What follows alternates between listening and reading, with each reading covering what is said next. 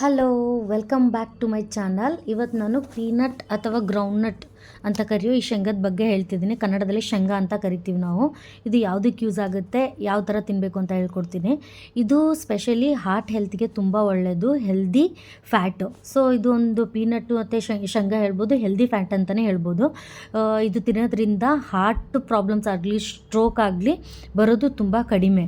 ಆಮೇಲೆ ಇದು wait management ತುಂಬ ಒಳ್ಳೆಯದು. ವೇಟ್ ಯಾರು ನಾರ್ಮಲಾಗಿ ಹೆಲ್ದಿ ಫ್ಯಾಟ್ ಇರೋದ್ರಿಂದ, ಸೊ ಒಬೆಸಿಟಿ ಯಾರು ದಪ್ಪ ಆಗ್ತಿರ್ತಾರೆ ಅವ್ರಿಗೆ ತುಂಬ ಒಳ್ಳೆಯದು. ಅಂದರೆ ದಪ್ಪ ಡೈಲಿ ಇಷ್ಟು ಕ್ವಾಂಟಿಟಿ ತಿನ್ನೋದ್ರಿಂದ ವೇಟ್ ಇನ್ಕ್ರೀಸ್ ಆಗೋದ್ರಿಂದ ಚೂರು ಲಿಟಲ್ ಬಿಟ್ ರಿಡ್ಯೂಸು ಕೂಡ ಮಾಡುತ್ತೆ. ಸೊ ಡಯಾಬಿಟಿಸ್ ಪೇಷಂಟ್ ಇದ್ದರೆ ಡಯಾಬಿಟಿಕ್ ಕಂಟ್ರೋಲ್ ಆಗುತ್ತೆ. ಇದು ತಿನ್ನೋದ್ರಿಂದ ಬ್ಲಡ್ ಶುಗರ್ ಲೆವೆಲ್ಲು ಸ್ಪೈಕ್ ಆಗಲ್ಲ, ಕಂಟ್ರೋಲಲ್ಲಿರುತ್ತೆ. ಸೊ ಆಮೇಲೆ ಇದು ಶೇಂಗಾ ಸ್ಪೆಷಲಿ ಬ್ರೈನ್ಗೆ ಆಮೇಲೆ ಮೆಂಟಲ್ ಹೆಲ್ತ್ಗೆ ಕೂಡ ತುಂಬ ಒಳ್ಳೆಯದು.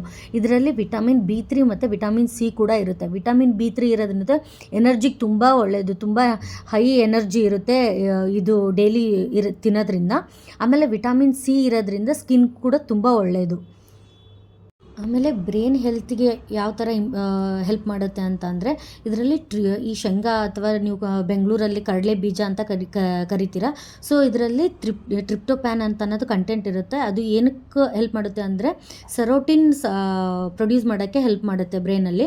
ಸೊ ಇದು ಎದಕ್ಕೆ ಹೆಲ್ಪ್ ಆಗುತ್ತೆ ಅಂದರೆ ಯಾರೇ ಆಗಲಿ ಡಿಪ್ರೆಷನ್ನಿಂದ ಹೊರಗೆ ತರೋಕ್ಕೂ ಇದು ಹೆಲ್ಪ್ ಮಾಡುತ್ತೆ ಶೇಂಗದ ಕಾಳು.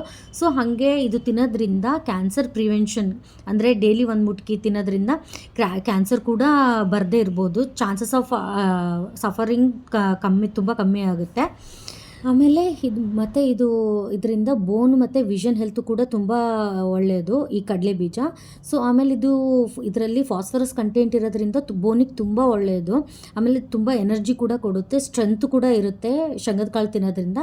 ಇದು ಟಿಪ್ಸ್ ಯಾವ ಥರ ತೊಗೋಬೇಕು ಅಂದರೆ, ಡೈಲಿ ಒಂದು ಸ್ಮಾಲ್ ನಿಮ್ಮ ಹ್ಯಾಂಡಿಂದ ಒಂದು ಮುಟ್ಟಿಗೆ ತೊಗೊಂಡು ತಿಂದರೆ ಸಾಕು. ಡೈಲಿ ಒಂದು ಮುಟ್ಟಿಗೆ ಸಾಕು.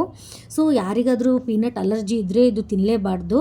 ಬಿಕಾಸ್ ಪೀನಟ್ ಅಲರ್ಜಿಯಿಂದ ರ್ಯಾಷಸ್ ಆಗಲಿ, ಸ್ಕಿನ್ ರ್ಯಾಷಸ್ ಆಗಲಿ, ಇಚ್ಚಿಂಗ್ ಆಗಲಿ ಸ್ಟಾರ್ಟ್ ಆಗುತ್ತೆ. ಸೊ ಅಂಥವ್ರು ಮುಟ್ಲೇಬಾರ್ದು. ಸೊ ಅದಾದಮೇಲೆ ಇದು ಯಾವ ಥರ ತಿನ್ಬೋದು ಅಂತಂದರೆ, ಹಾರ್ಡ್ ರಾ ಹಾಗೆ ಆ ಥರನೇ ತಿನ್ಬೋದು. ರಾ ಇದ್ದಾಗೆ ಹಾಗೆ ತಿನ್ಬೋದು, ಬಾಯ್ಲ್ ಮಾಡ್ಕೊಂಡು ತಿನ್ಬೋದು, ಹಸಿ ಕೂಡ ತಿನ್ಬೋದು. ಸೊ ಇಷ್ಟ ಆಗಿರುತ್ತೆ ಈ ವಿಡಿಯೋ. Thank you.